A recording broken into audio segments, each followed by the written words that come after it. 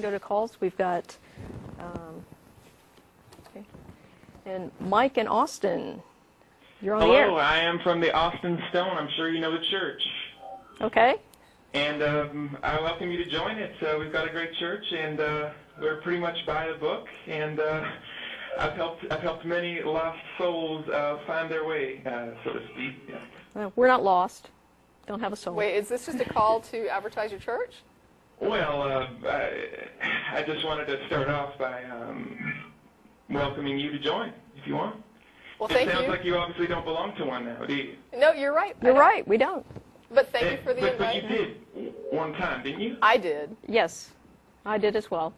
So you didn't feel any warmth when you sang the hymns or listened to sermons or anything? Yeah, I did. I did. Yeah, but that has nothing to do with whether I the came to the theology is conclusion true or that not. feelings are not God. Yeah. So why exactly did you quit? Well, I quit because I did a lot of research into how the Bible came to exist and also into church history, how the church came to exist. And when I realized that, in my view, I couldn't find anything to substantiate that there was a hand of God involved, I began to question the authority of the church and of the Bible. And at that point, I stopped being a Christian, but I maintained theism for about another 10 years while I searched to try to find out then if the Bible is a man-made book, and if the church founded upon Jesus is based on that Bible and it's a man-made institution, then what really is God, and what would God want me to do? And so I aimed my search more toward, just putting my life in the hands of whatever God was, that he would show me what was required, what I needed to do, just lead the way and I will follow. I'm searching. That went on for about 10 years until I came to the conclusion that if God is everything, pretty much that's pantheism. So I thought I was a pantheist for about a week. I guess I was a pantheist for about a week, and then I said, this is kind of ridiculous. It's the universe, and so we have a name for it, and God and matter are not the same thing. Material existence is material existence, and if that's what I'm calling God, then I might as well just say I'm an atheist. Well, it seems to me that you can be a non-believer, but it's another step if you want to make a show and say you're an atheist and start to say these bitter things. Well, why? What have I said that's bitter? Yeah, why do you think we're bitter? Well, I mean, just the general tone I get from you is that you're actually mad or angry with God. Gosh, we just oh my goodness! Is this a joke? Are you a Poe? Is this a Poe, or are you for real? Are you calling just to pull our legs, or is this a serious call?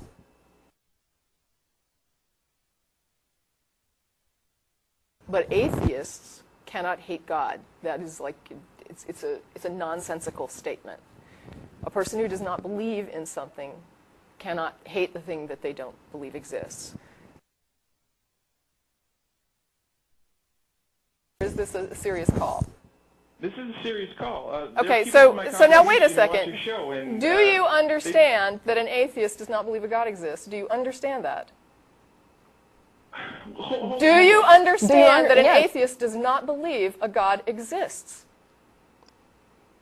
Yes, well, of course. Okay, then do you understand? Okay, I'm not accusing you of being stupid. I just want to make sure we're clear on our definitions.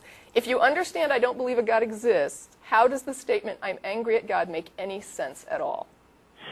Well, angry about religion, then, about you. This so-called institution you call it. It is an institution. I mean, even if you believe God produced it, it's still an institution, right? I mean, it's institutionalized. Well, for you sure. said yourself that you felt some warmth when you went to church, that it just wasn't for you. But why do you have to make a show and say these things then? Well, did you not hear the example of the homeopathic remedy? Did you hear what I just talked about?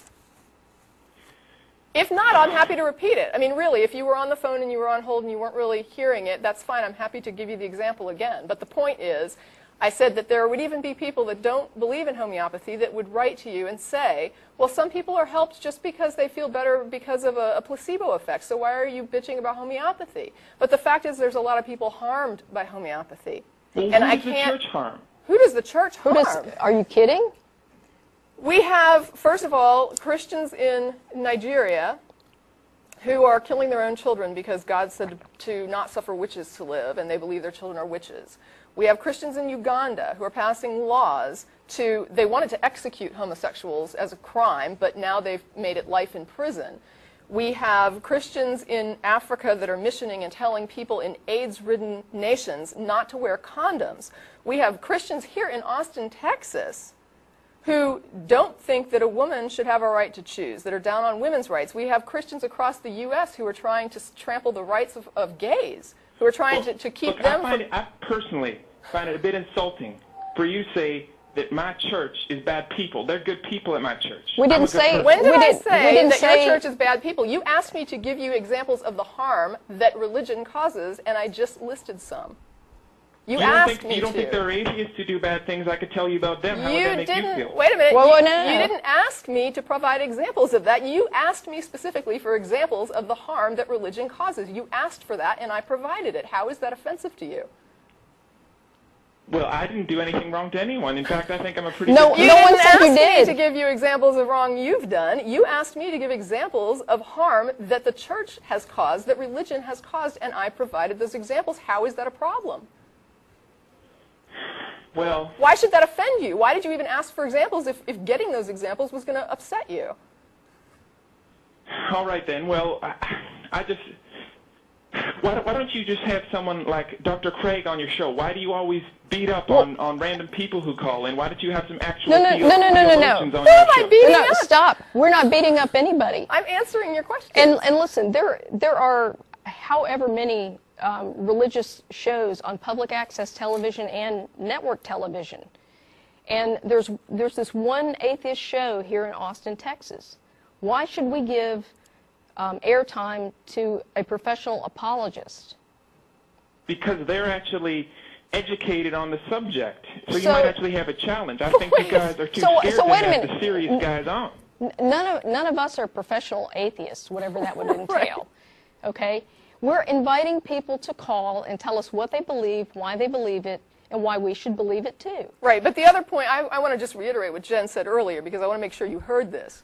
There are hours and hours and hours of TV and radio and in doctrinal institutions around the globe going nonstop promoting religious indoctrination and religious belief. And I really think it's ridiculous to get upset at a 1-hour atheist amateur program that's put out weekly by an educational foundation here in Austin that's really just about putting out information on atheism. You think that 1 hour dedicated by a bunch of amateur atheists, producers and cast and crew is really that intimidating to you? It's not intimidating. It certainly bothers people. It certainly bothers you. Church. It bothers you? Yeah, but I mean, look at all the airtime you've got. I mean, for one billboard we put up in Austin, how many religious billboards do I pass every day? No wonder we have more shows. We're about 99% of the country, really. No, you're not. There's, no, I think, no, what no. is it, like 80% religious, and not all of that is Christian, but it wouldn't matter. Yeah, I don't doesn't care. matter. The point is, you have all the airtime, all the radio time, and we have a 1-hour you know what it reminds me of? There's a parable, actually, in your Bible that reminds me of this. It's the one where they give the example of the guy who has like 100 sheep, and his neighbor has like one little pet sheep, and the guy with the 100 sheep goes and steals his neighbor's sheep and slaughters it. And it's like, wow, you couldn't really deal with like the guy having one sheep. That was like freaked you out that your neighbor had one sheep, even though you had 100. And it's like that's kind of what you're doing. You've got like all the airtime, all the TV time, all the money, all the resources. I mean, you've got people handing you 10% of the tithe. I mean, you've just got them coming in throwing their money at you.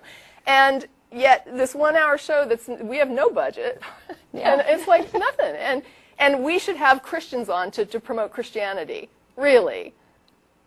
Does that seem reasonable to you, honestly? If you want my honest opinion, I think you guys are scared to talk to serious people about this. You'd Are you serious? Just beat up on some clueless guys and then... That call us, like the callers, right? Or the clueless ones.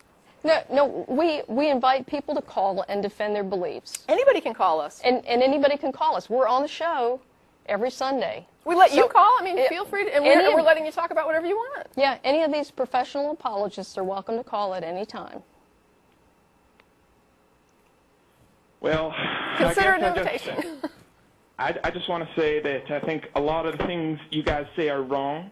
Well, so I would expect that from a religion, theist. and I would just, for example, pardon me? For example, Well, that there's no God, I guess, would be the start. If you're an atheist, then right off the bat, we've got a bit of a problem. Well, yeah, but that's an easy problem to resolve because all it takes is a demonstration of a justification for your belief. You use really big words when you talk. I'm sorry. It sounds a little... Okay. I just want you to demonstrate to me that your belief in the existence of a God is justified. Well, why do I believe in God? Well, there's evidence for God everywhere you look. Like? I mean, as? just on the news lately, we had a national tragedy. Someone got shot through the brain, That's and they horrible. survived that. And wait a minute, what? They got shot and they...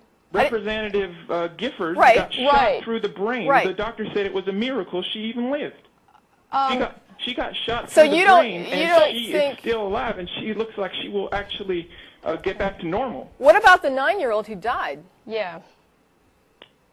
Well, you just look on the news, and the president said she's up in heaven, and you want to tell us, you want to jumping in rain puddles, he said, and you want to tell people that it's just lights out when you die. So the president decides who's in heaven? Yeah. He said she's jumping in rain puddles up there. Did he see her? I mean, how does he know this? Well, you want to tell us that it's just game over when you're dying? No, I'm just asking how you We're know asking this. how What you is know the this? justification for claiming she's in heaven? And even if she is in heaven, is that a justification for someone shooting a little girl? Is that part of the miracle? Was that a 9-year-old got killed?